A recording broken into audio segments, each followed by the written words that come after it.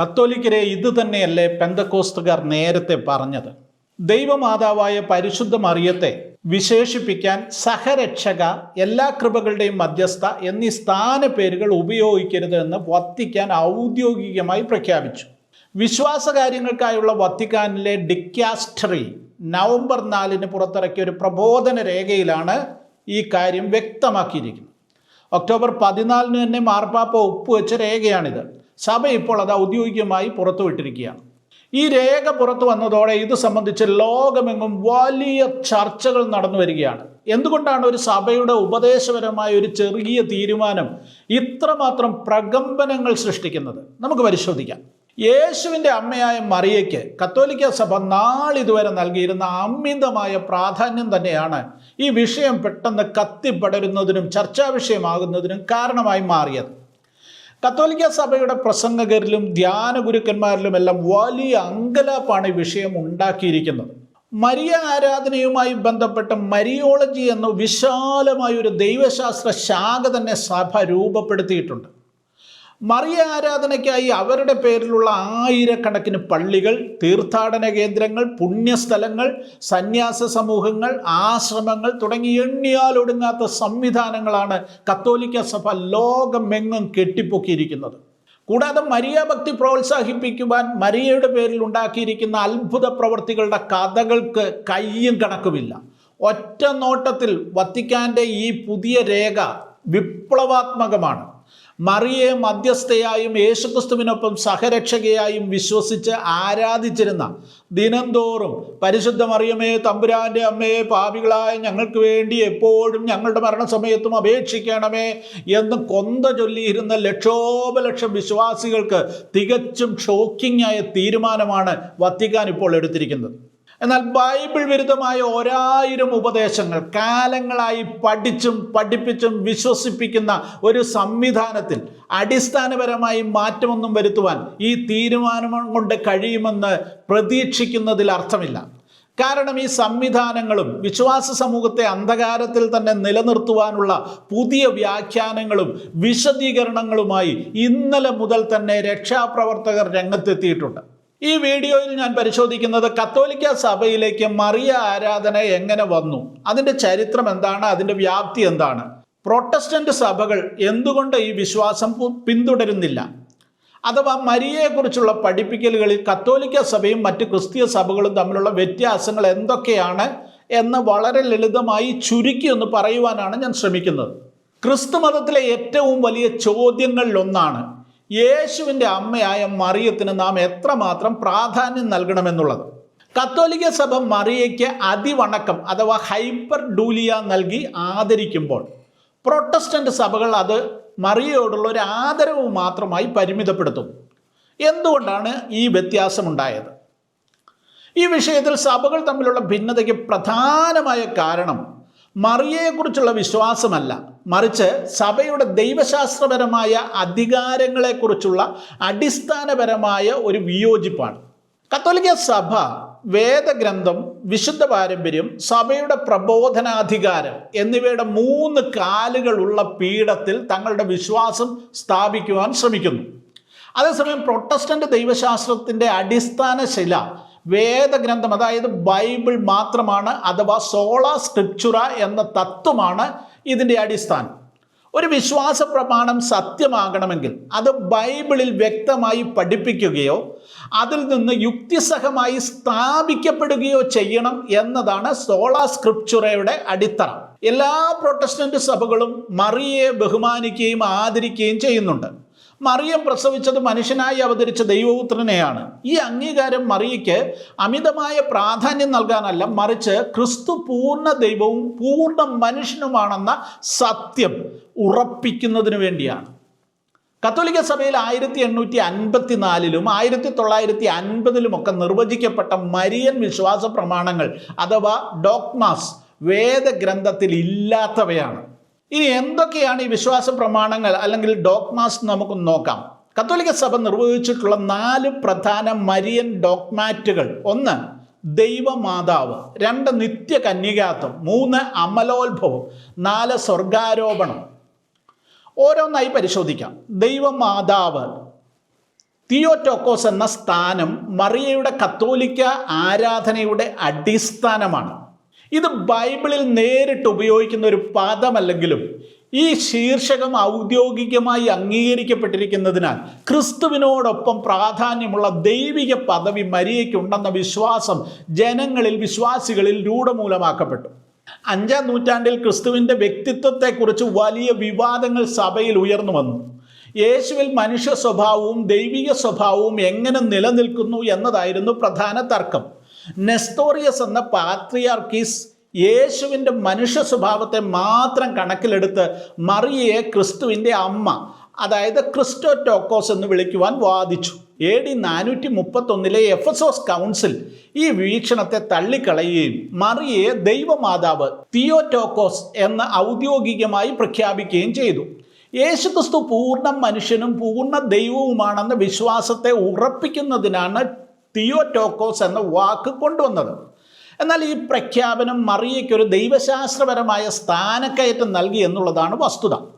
ക്രിസ്തു ദൈവമായതുകൊണ്ട് അവനെ പ്രസവിച്ച മറിയയെ ദൈവമാതാവായി അംഗീകരിക്കുന്നത് ക്രിസ്തുവിനോടുള്ള വിശ്വാസത്തിൻ്റെ സംരക്ഷണമായി കണക്കാക്കി. അതോടെ മറിയയോടുള്ള വണക്കം ഉടലെടുക്കുകയും അവർ ഔദ്യോഗിക ആരാധനാ വിഷയമായി മാറുകയും ചെയ്തു. ഇനി രണ്ടാമത്തെ അമലോത്ഭവം. മറിയ തൻ്റെ ഗർഭധാരണം മുതൽ ആദി പാപത്തിൽ നിന്ന് മുക്തയായിരുന്നു എന്നാണ് കത്തോലിക്ക സഭയുടെ വിശ്വാസം. എന്നാൽ ബൈബിൾ വ്യക്തമായി പഠിപ്പിക്കുന്ന ഒരു കാര്യമുണ്ട്. റോമാലേഖനം 3:23 എല്ലാവരും പാപം ചെയ്തു ദൈവ തേജസ് ഇല്ലാത്തവരായി തീർന്നു. ഈ എല്ലാവരും എന്നുള്ളതിനകത്ത് മറിയയും ഉൾപ്പെടുന്നു എന്നുള്ളതാണ് യാഥാർത്ഥ്യം. ലൂക്കോസിൻ്റെ സുവിശേഷത്തിൽ മറിയം ദൈവത്തെ തൻ്റെ രക്ഷകനായി വാഴ്ത്തുന്നുണ്ട്. രക്ഷകനെ ആവശ്യമുള്ളവർ പാപികളാണല്ലോ.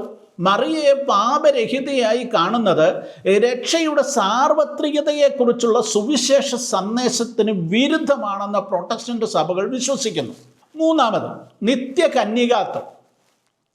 യേശുവിൻ്റെ ജനനത്തിന് ശേഷവും മറിയ കന്യകയായി തുടർന്നു എന്ന കത്തോലിക്ക വിശ്വാസം ബൈബിളിലെ വാക്കുകൾക്ക് വിരുദ്ധമാണ്. മർക്കോസിൻ്റെയും മത്തായിയുടെയും സുവിശേഷങ്ങളിൽ യേശുവിന് സഹോദരങ്ങളും സഹോദരിമാരും ഉണ്ടായിരുന്നുവെന്ന് വളരെ വ്യക്തമായി പറയുന്നുണ്ട്. പിന്നീട് സഭ ഇതിനെ വ്യാഖ്യാനിച്ചത് സഹോദരങ്ങൾ എന്ന പദം കസിൻസ് എന്ന് വ്യാഖ്യാനിക്കുകയായിരുന്നു. ഇത് പിൽക്കാല സഭയുടെ ഒരു വാദം എന്നുള്ളത് മാത്രമേ ഉള്ളൂ. എന്നാൽ സോളാ സ്ക്രിപ്ചറയുടെ വക്താക്കൾ ഈ ഭാഗത്തെ അക്ഷരാർത്ഥത്തിൽ എടുക്കുകയും നിത്യ കന്യകാത്വം എന്ന സിദ്ധാന്തത്തെ തള്ളിക്കളയുകയും ചെയ്യുന്നു. അതായത് യേശുക്രിസ്തുവിൻ്റെ അമ്മ മറിയ യേശുവിൻ്റെ ജനനശേഷം ജോസഫിൻ്റെ ഭാര്യയായി ലൈംഗിക ജീവിതം ഉൾപ്പെടെയുള്ള ഭൗതികമായ ജീവിതം നയിച്ചു എന്ന് തന്നെയാണ് കത്തോലിക്കരല്ലാത്ത ക്രൈസ്തവർ വിശ്വസിക്കുന്നത്. നാലാമത്തേത് സ്വർഗാരോപണമാണ്. മറിയം ഭൗമിക ജീവിതം പൂർത്തിയാക്കിയ ശേഷം ശരീരത്തോടും ആത്മാവോടും കൂടി സ്വർഗത്തിലേക്ക് എടുക്കപ്പെട്ടു എന്ന് 1950 കത്തോലിക്ക സഭ അങ്ങ് പ്രഖ്യാപിച്ചു. ബൈബിളിൽ ഒരിടത്തും ഇങ്ങനെ ഒരു പരാമർശമില്ല. ആദ്യകാല ക്രിസ്ത്യാനികളുടെ രേഖകളിൽ ഇതിന് വ്യക്തമായ ഒരു പിന്തുണയുമില്ല. ഇങ്ങനെയുള്ള രേഖകളില്ലാത്ത വിശ്വാസങ്ങൾ അംഗീകരിക്കുന്നതിനെ സോളാ സ്ക്രിപ്ചുറ എന്ന തത്വത്തിൻ്റെ ലംഘനമായിട്ട് പ്രൊട്ടസ്റ്റന്റ് സഭകൾ കണക്കാക്കുന്നു. ഇനി മരിയൻ ഭക്തിയെക്കുറിച്ച് പ്രൊട്ടസ്റ്റന്റ് സഭകൾക്ക് ഏറ്റവും കൂടുതൽ ആശങ്കയുണ്ടാക്കുന്നത് മധ്യസ്ഥത എന്ന വിഷയത്തിലാണ്. ബൈബിൾ വ്യക്തമായി പഠിപ്പിക്കുന്നു, ദൈവം ഒരുവനേയുള്ളൂ, ദൈവത്തിനും മനുഷ്യർക്കും മധ്യസ്ഥനും ഒരുവൻ, അവൻ മനുഷ്യനായ ക്രിസ്തു യേശുവാണ്. 1 തിമോത്തിയോസ് 2:5 ഈ വാക്യമുള്ളത്. ക്രിസ്തുവിനൊഴികെ മറ്റാർക്കും മധ്യസ്ഥതയുടെ പദവി നൽകുന്നത് ക്രിസ്തുവിൻ്റെ ഏക രക്ഷാകര മധ്യസ്ഥതയുടെ പ്രാധാന്യം കുറയ്ക്കുമെന്ന് പ്രൊട്ടസ്റ്റന്റ് സഭകൾ വിശ്വസിക്കുന്നു. ആരാധനയുടെ അതിർവരമ്പാണ് മറ്റൊരു കാര്യം. കത്തോലിക്ക സഭ മറിയയ്ക്ക് ആരാധന നൽകുന്നതിനെ അതിവണക്കം, ഹൈപ്പർഡൂലിയ എന്ന് വേർതിരിച്ച് പറയാൻ ശ്രമിക്കുന്നുണ്ട്. എന്നാൽ പ്രൊട്ടസ്റ്റന്റ് വീക്ഷണത്തിൽ മറിയയുടെ പ്രതിമകൾക്ക് മുമ്പിലുള്ള ഈ മെഴുകുതിരി കത്തിക്കലും പ്രാർത്ഥനകളും ദൈവത്തിന് മാത്രം നൽകേണ്ട ആരാധന മറിയയിലേക്ക് വഴിമാറുന്നു എന്നുള്ളതാണ് യാഥാർത്ഥ്യം. സത്യത്തിൽ ഇത് തികഞ്ഞ വിഗ്രഹാരാധന തന്നെയാണ്. പ്രൊട്ടസ്റ്റന്റ് ക്രിസ്ത്യാനികൾ മറിയയെ ശരിക്കും ബഹുമാനിക്കുന്നുണ്ട്. അവൾ വിശ്വാസത്തിൻ്റെയും അനുസരണത്തിൻ്റെയും മാതൃകയാണ്. എല്ലാ തലമുറകളും എന്നെ ഭാഗ്യവതി എന്ന് വിളിക്കും എന്ന ലൂക്കോസ് 1:48 വാക്യം എല്ലാ പ്രൊട്ടസ്റ്റന്റുകാരും അംഗീകരിക്കുന്നു. എന്നാൽ ഈ ബഹുമാനം ഒരിക്കലും ക്രിസ്തുവിനുള്ള ആരാധനയുടെ സ്ഥാനത്തേക്ക് മറിയയെ ഉയർത്തുന്നില്ല. അതായത് സോളാ ക്രിസ്റ്റോസ് മറിയത്തെക്കുറിച്ചുള്ള ഏതൊരു ചിന്തയും അവളെ മഹത്വപ്പെടുത്താനല്ല, മറിച്ച് ദൈവത്തിൻ്റെ മഹത്വത്തിലേക്ക് വിരൽ ചൂണ്ടാൻ വേണ്ടിയുള്ളതാണ്. ഈ അടിസ്ഥാന തത്വമാണ് പ്രൊട്ടസ്റ്റന്റ് വീക്ഷണത്തെ രൂപപ്പെടുത്തിയിരിക്കുന്നത്. ഇപ്പോൾ കത്തോലിക്ക സഭ ഔദ്യോഗികമായി മറിയയെ സഹരക്ഷാ സ്ഥാനത്ത് നിന്ന് താഴെ ഇറക്കാനും മധ്യസ്ഥ സ്ഥാനത്ത് നിന്ന് തള്ളിയിടാനും ശ്രമിക്കുമ്പോൾ, നൂറ്റാണ്ടുകളായി ക്രിസ്തു ഏകരക്ഷകനാണ് എന്ന പ്രൊട്ടസ്റ്റന്റ് നിലപാടിനെ കത്തോലിക്ക സഭ അംഗീകരിക്കുന്ന നടപടിയാണ് ഇത് എന്നതിന് സംശയമില്ല. ഇതുതന്നെയാണ് കേരളത്തിലെ പെന്തക്കോസ്ത് സഭകൾ കഴിഞ്ഞ ഒരു നൂറ്റാണ്ടായി പറഞ്ഞുകൊണ്ടിരിക്കുന്നതും. കത്തോലിക്ക ചാനലുകൾ വത്തിക്കാൻ്റെ പുതിയ നടപടിയെ വ്യാഖ്യാനിച്ച് വിശദീകരിക്കാനും ദൈവമാതാവായ മറിയയെ പണ്ട് ഞങ്ങൾ മധ്യസ്ഥയായോ സഹരക്ഷകയായോ പഠിപ്പിച്ചിരുന്നില്ല എന്നൊക്കെ ന്യായീകരിക്കാനും കിണഞ്ഞു ശ്രമിച്ചുകൊണ്ടിരിക്കുകയാണ്. പക്ഷെ വിശദീകരിച്ച് വല്ലാതെ ഇവരങ്ങ് കുഴഞ്ഞു പോകുന്നു. ആ വീഡിയോകളുടെ കമൻറ്റ് ബോക്സിൽ കത്തോലിക്ക വിശ്വാസികൾ തന്നെ നടത്തുന്ന പ്രതികരണങ്ങൾ വായിച്ചാൽ നമ്മൾ അത്ഭുതപ്പെടും. കാരണം സഭയുടെ ബൈബിൾ വിരുദ്ധതയെക്കുറിച്ച് സാധാരണ വിശ്വാസികൾ നന്നായി മനസ്സിലാക്കിയിരിക്കുന്നു. സോഷ്യൽ മീഡിയയുടെ ഈ കാലത്ത് പണ്ടത്തെ പോലെ സഭയുടെ നടപടികളെ ചോദ്യം ചെയ്യാതെ അനുസരിക്കുന്ന രീതി മാറിയിരിക്കുന്നു. പൊതു ഇടങ്ങളിൽ ഈ വിഷയങ്ങൾ വലിയ ചർച്ചയായി മാറിയിരിക്കുന്നു. മറിയയുടെ പേരിൽ കെട്ടിപ്പൊക്കിയ പൈശാചിക ആരാധനാ കേന്ദ്രങ്ങൾ, അവയുടെ വരുമാനങ്ങളൊക്കെ ഒറ്റയടിക്ക് വേണ്ടെന്ന് വെക്കുവാൻ കത്തോലിക്ക സഭയ്ക്ക് സാധിക്കുകയില്ല. അതുകൊണ്ട് തന്നെ ഡിക്കാസ്ട്രിയുടെ പുതിയ രേഖയും സഭയിൽ ഉടനെയൊന്നും വലിയ മാറ്റമൊന്നും ഉണ്ടാക്കുകയില്ല എന്നുള്ളതാണ് യാഥാർത്ഥ്യം. ഏതായാലും ഈ വിഷയം സംബന്ധിച്ച് വരും ദിവസങ്ങളിൽ കൂടുതൽ ചർച്ചകളും ചരിത്രാന്വേഷണങ്ങളും നടത്തുവാൻ ആഗ്രഹിക്കുന്നു. കാത്തിരിക്കുക. Pastor K M. ജോസഫ് കേരളക്കരയെ ഇളക്കിമറിച്ച അനുഗ്രഹീതനായ ഒരു പ്രഭാഷകനായിരുന്നു. അരനൂറ്റാണ്ട് കാലം പെന്തക്കോസ്ത് ഉപദേശങ്ങൾക്ക് വേണ്ടി അതിശക്തമായി അദ്ദേഹം നിലകൊണ്ടു. അദ്ദേഹം എഴുതിയ ചില ലഘുപുസ്തകങ്ങളുടെ സമാഹാരമാണ് ഞാൻ ഈ കാണിക്കുന്നത്. കന്യകാമറിയം, പൗരോഹിത്യം, സ്നാനം, പെന്തക്കോസ്ത്, ഈ 4 ലഘുപുസ്തകങ്ങൾ ഒന്നിച്ച് ഒരു പുസ്തകമാക്കി മാറ്റിയിരിക്കുന്നു. ഉപദേശപരമായ വിഷയങ്ങൾ, പ്രത്യേകിച്ച് കത്തോലിക്ക സഭയുടെ ദുരുപദേശങ്ങൾക്കെതിരെ അതിശക്തമായ രചനകളാണിത്. ഈ ഗ്രന്ഥം വേദപഠിതാക്കൾക്ക് ഏറെ പ്രയോജനപ്പെടുന്നതാണ്. 150 രൂപയാണ് ഈ പുസ്തകത്തിൻ്റെ വില. അതുപോലെ തന്നെ പാസ്റ്റർ കെ.എം. ജോസഫിൻ്റെ മനോഹരമായ 151 പ്രസംഗങ്ങളുടെ സമാഹാരമാണിത്. പ്രസംഗക്കുറിപ്പുകളുടെ സമാഹാരം. ദൈവവചനം പ്രസംഗിക്കുന്നവർക്ക് ഇത് ഏറെ പ്രയോജനം ചെയ്യുന്ന പുസ്തകമാണ്.